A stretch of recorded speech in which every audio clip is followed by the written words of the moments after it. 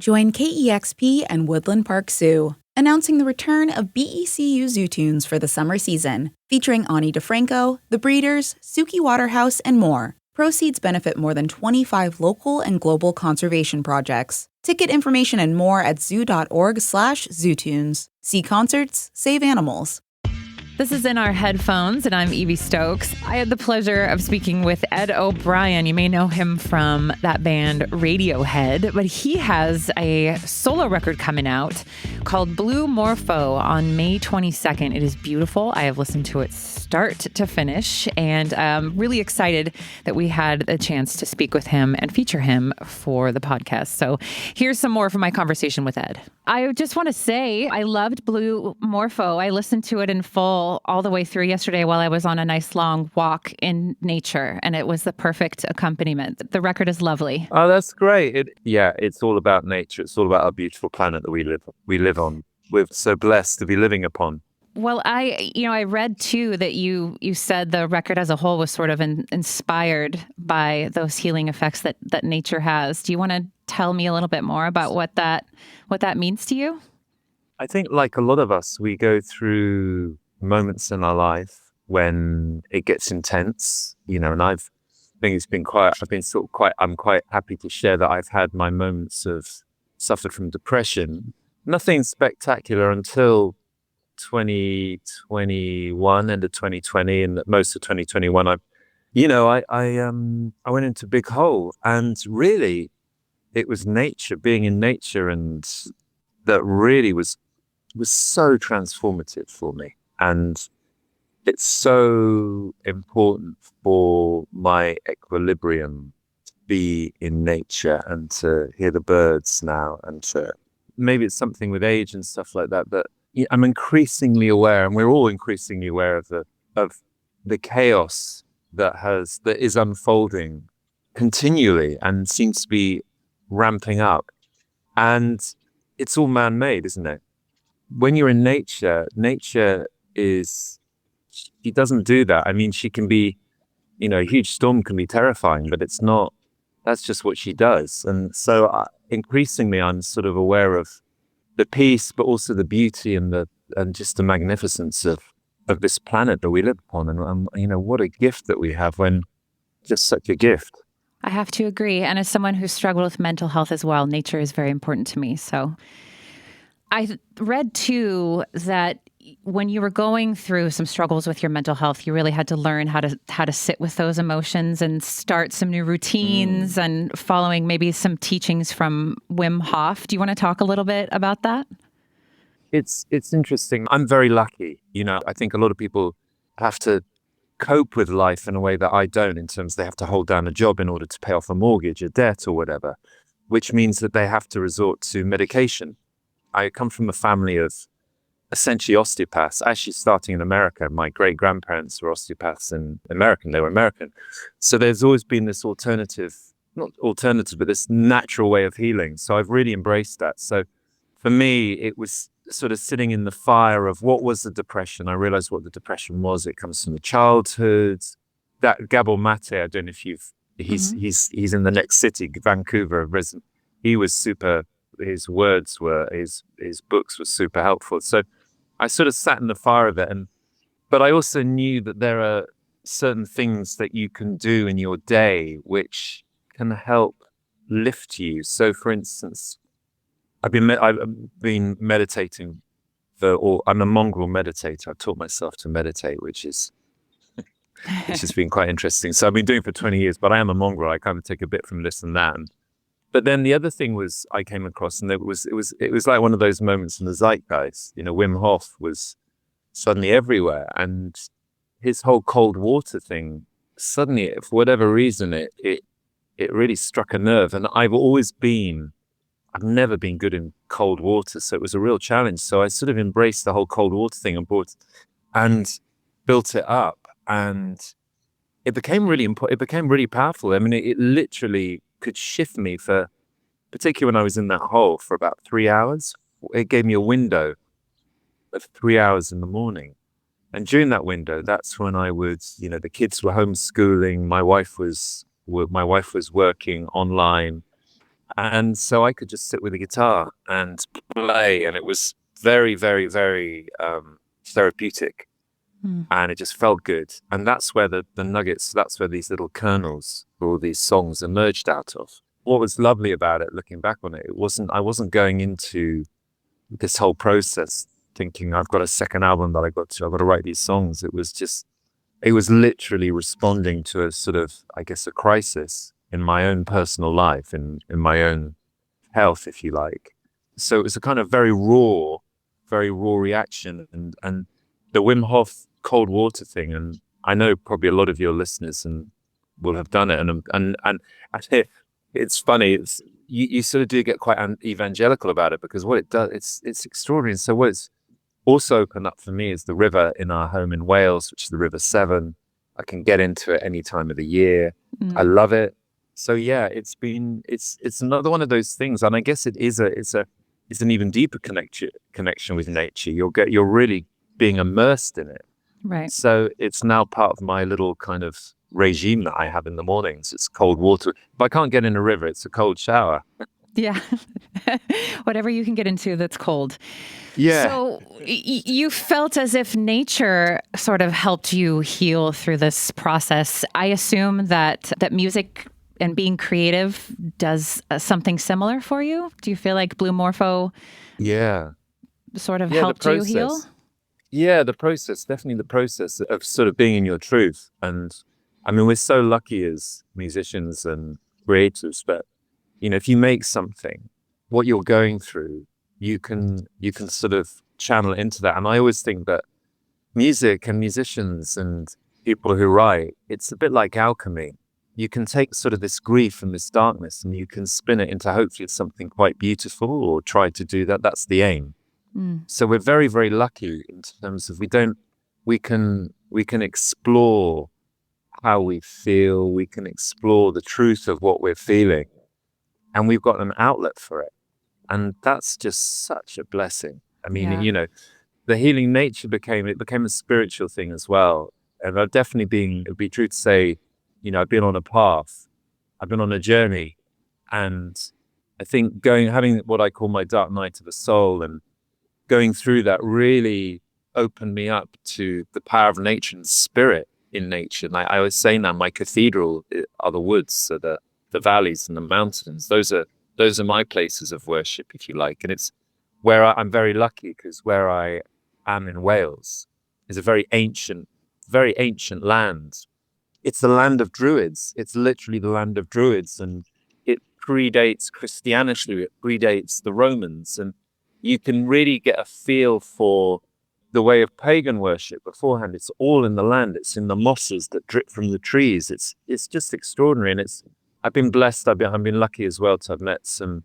Last year, I met some Amazonian indigenous people from, I think they're I can't remember which tribe, but I'll get it wrong if I say it. But and it's interesting because they're all about spirit. It's all about spirit and living in the land. I mean, there's a material aspect to their life as well, but it's just ingrained. And they are shaped by the animals, the flora and fauna that they live in.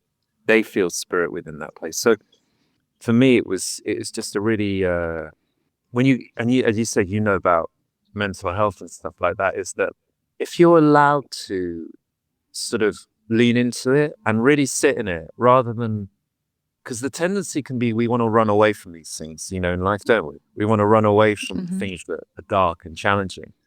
But what I learned was it wasn't easy as, you start sitting in it. Why are you feeling that? What are the causes of it? But when you get into that place, there's also a beauty. There is a beauty, because it's you literally staring at your these fears, and the more you stare and breathe into them, the less they get. And then this sort of fear ultimately is replaced by gratitude. And listen, this is well documented. The beautiful thing about being a human being is that all our experiences, we all think that we're kind of unique. And then you go, this is the hero's journey. This is what people have been writing around. This is the dark night to the soul. St. John of the Cross wrote about this. This is Dante's Inferno. Midway through life, I lost my way in the woods. This is eternal, and this is part of the journey. There's a beautiful, beautiful quote that I'm going to read to you, and I found it this morning. It came up. And I just want to share this with you because I think it's really, I can't find it, of course, but basically, Okay. it's basically he said, the beautiful thing about life is the older that you get, the more you become your true self. And I think the process of these dark nights of the soul, mental health, I think, is like often your soul saying, that's not good for you. This is, or you need to process this. And if you can really follow those instincts, then you become the person you're really meant to be. And we all know how society has shaped us so much. And as kids, we're told to do this and that. So who are we? And we're supposed to behave in a certain way. Well, the process of getting older is like stripping that all away and going, well, oh, this is who I am. I don't know if that makes sense. It totally does. Who would you say you are today? What has life shaped you into? Well, I don't know. That's the thing. Yeah. It's funny because I'm in a process of like burning through a lot of stuff, and I'm stepping. What I don't know is I don't know quite where I'm going, but it's been a process, particularly the last 6 years.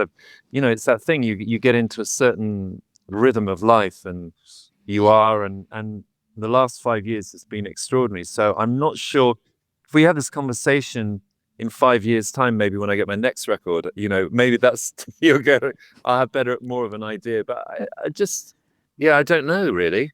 Yeah, sorry. That's okay. I mean, you've been busy lately too. You've done a few gigs with Radiohead. You've had a new record. Yeah. Tell me, has playing with the band again feel like it stirred anything up for you creatively while you were working on this project, or at all? Yeah, well, it's interesting because I finished the record a year ago, so I had that in the can, and then at the end of the summer, sort of beginning of the fall, we had the rehearsals. We didn't have much rehearsal time, it had its pluses and minuses. But what was good, it kept us on our toes and it kept us working hard. Yeah. But I have to say, it was just an extraordinary tour. It was I think we all found it, we were sort of blown away by it, really. We were blown away by the reaction, the love. We hadn't done this for 7 years, so there's a certain amount of, I don't think there was trepidation, but it's funny as well. I didn't have any expectations going into it. I didn't know whether it would be challenging or whether it be amazing. So that's a really great place to if you don't have any expectations, it is what it is. It was really, really, really beautiful. And it starts with, I really think that there was this, for want of a better word, there was this real love between the five of us. And I think that was the core ingredient, because notes are notes. Music is just notes. And it's mathematics, if you like. But those notes, if they have emotion and they have love attached to them, you heighten the power of those notes. So I think what happened was that it started in this very simple place, and it was it's funny because when we had to rehearse the year before, we had to make the decision to whether we were going to do some shows, and we couldn't make that decision without rehearsing. We hadn't played together for 6 years. So you have to test the waters. You have to figure out whether it feels good. So we got into the rehearsal studio and we had 2 days, and it was again, really, really amazing. But it was the first time I realized that we'd got in a rehearsal studio without the expectation of creating something new. And I think that'd always been the thing with us, because we'd kind of defined it that way, and that's the way we like to be. But also there was an expectation. So you're trying to do something. It's relentless. If you're trying to do something new the whole time, and I think we'd run our course on that. And so these shows were different. The material was familiar, but I had a sense that I had some amazing moments on stage when I'm not playing, and I turn around and I see Philip, the back of Philip, and he's for instance, he's playing on Pyramid Song or whatever, and he's just rolling around the kit, and the beauty and the intensity with which he's playing. Then the next moment I'll see Johnny hunched over, and he's playing some, he's like, I remember when we were playing, here we go, name of songs. Oh my God, I can't believe it. Anyway, we're playing a song, I thought it'll come back to me. And it's the most incredible riff, and you go, Jesus, that's an incredible riff.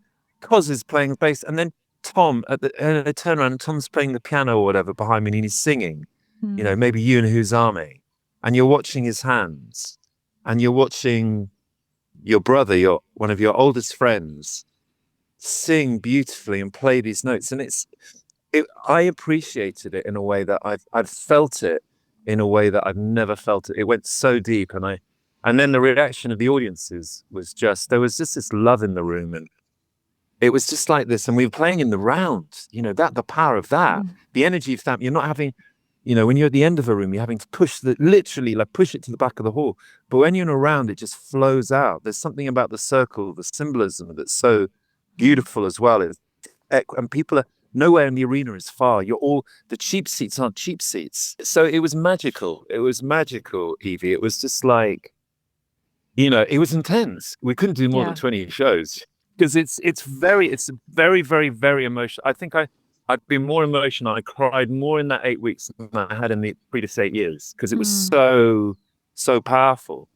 And, ultimately you come away from something like that and I just go, I mean, what a blessed life to be playing with your brothers, to be playing those songs, which are so beautiful, with this incredible community of people.